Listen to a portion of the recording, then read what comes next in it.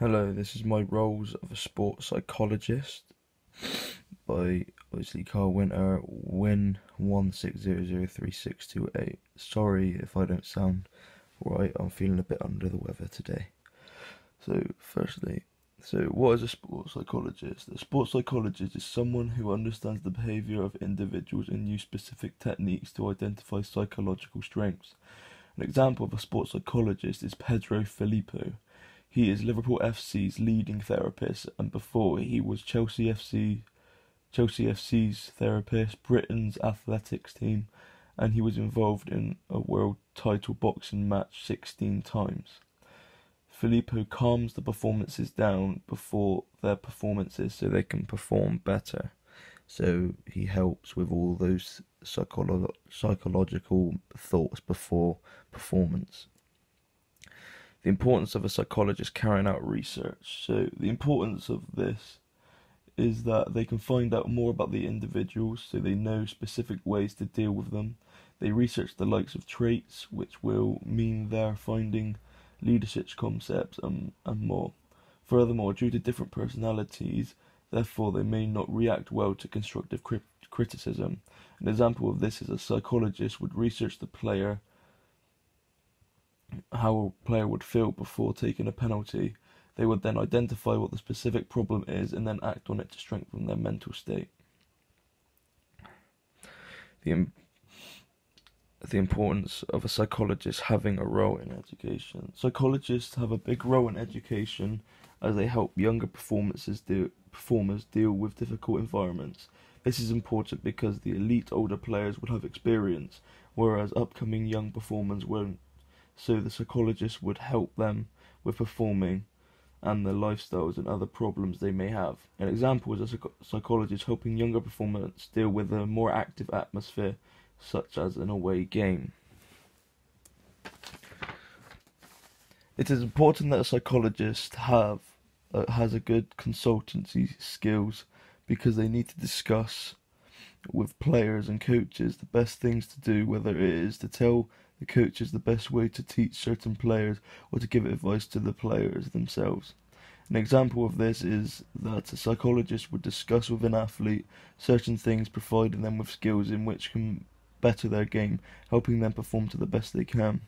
They need to be trustworthy, so it lets coaches and athletes be honest with them, so the psychologist can give them the best pointers as they are being honest. Furthermore, they need to be professional as well due to the fact that the coaches and athletes know they're serious and can truly help them with what they need to do. So how a psychologist improves sporting performance? So firstly, the psychologist will prepare the people for performance, so this is the coaches and the players, so they get rid of all the psychological state they're in, so they may be thinking about pressures at home. They help cope with demands during the performance. So if a player is struggling and he's not feeling very fit, you can help them be determined to carry on. And after the game, they reflect positively on performance. So they don't go in straight away and say what they can do better. They will pick out what they've done positively and maybe add an even better if maybe after they've stated all the positives. So they're not just shutting the player down with all this negative attitude. Also, they limit the psychological interference. So they eliminate that because it affects the performance and it will decrease the performance and potential they can play at. So by eliminating that, it means they will be able to play to optimal level. For example, they can do this by listening to music before a game so they can focus and get rid of any psychological interference, so they are completely focused on the game and to perform well. How can a person's lifestyle be influenced by a psychologist? Firstly, the psychologist will help them organise the things between their everyday lifestyle, so training. So the athlete's outcome will equal the actions they make every day. So that can mean marginal gains or mechanical gains. And this, for example, sleeping.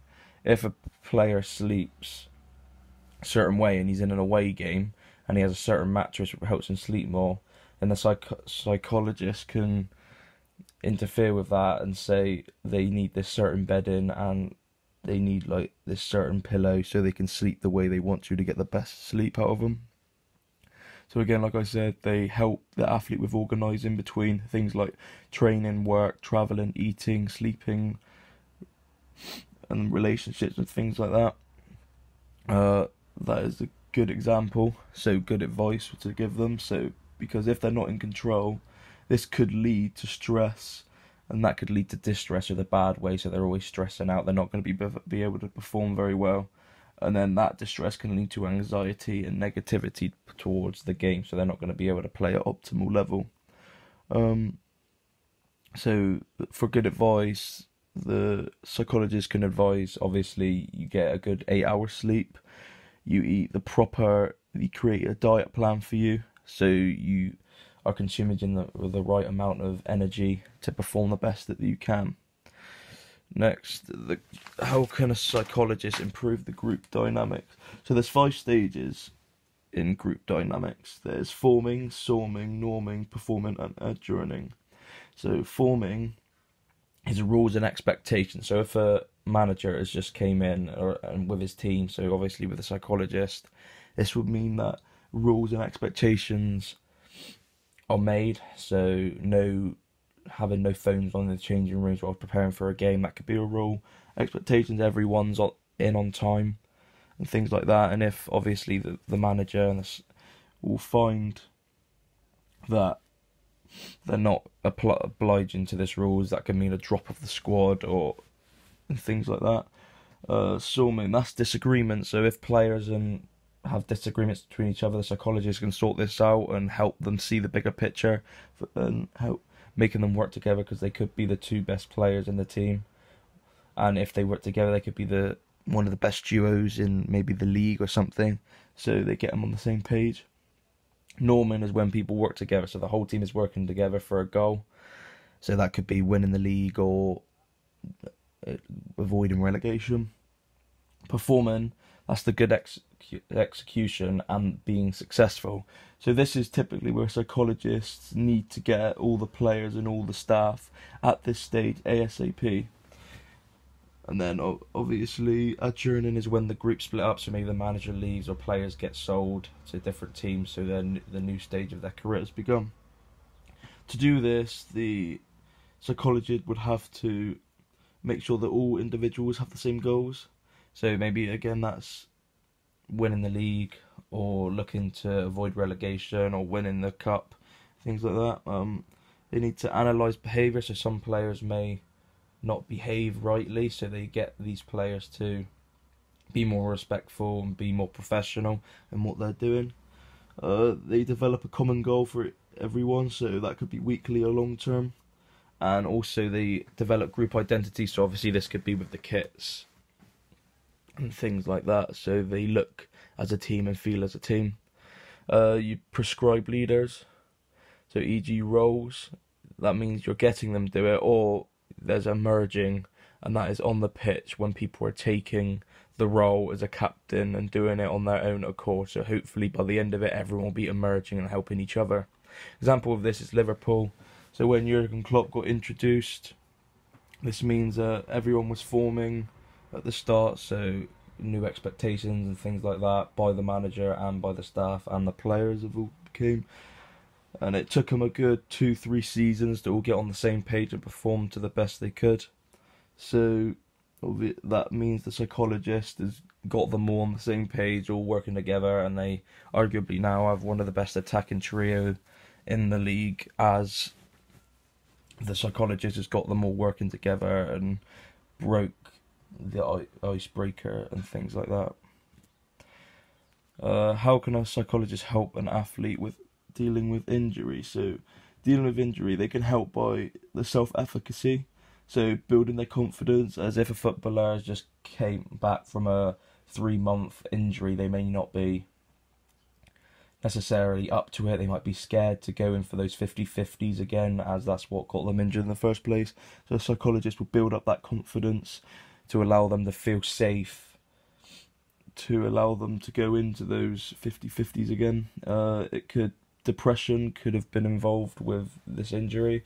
So again, the psychologist will give positive thoughts to the player who was injured, help them get back into the game again, mostly including the likes of the self-efficacy again. That is the big thing.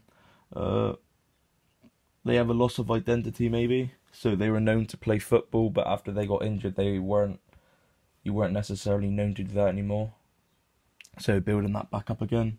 An example of doing this is to make small achievable targets.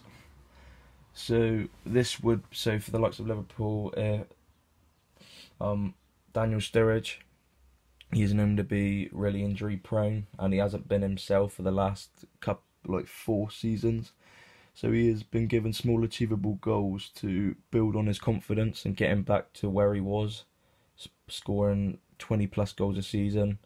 And recently he has been in good goal scoring form, scoring mostly coming on as a sub, building that confidence back up to make those runs again, as he does suffer with bad hamstrings, so he doesn't want to stretch them too much to make him become injured again.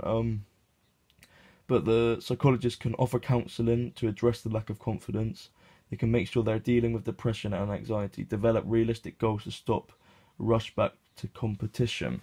So obviously again with Daniel Sturridge, they haven't been playing him 90 minutes, so he's gradually getting back into it.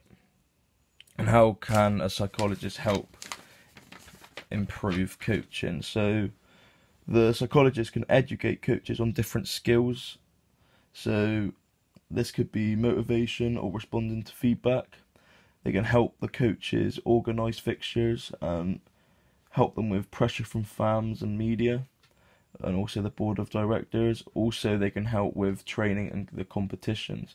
So, for example, if a young player, doesn't react well to constructive feedbacks or criticism, the psychologist can help the coach with how he can give the feedback. So whether it's positive, and then maybe a negative, so that you're sweetening the wound, or maybe the likes of maybe just not shouting or things like that. Also, an example is that the pressure from the fans and media would be a big thing, so a psychologist can help a manager with that. So recently, Jose Mourinho has been suffering big stick as Man United aren't doing very well. So the psychologist will be helping Jose Mourinho with that, because he is suffering, as Man United are a big fan base, and there are many fans who come to watch the games and not being amused with the performances. And the likes of the training competition, if they're in the Champions League final, the psychologist can help all the players and the coaches deal with that pressure of seeing it as a good thing, not a bad thing, because they have reached the ultimate final of the best 2 teams in the world. Thank you for listening. That is my roles of a sports psychologist.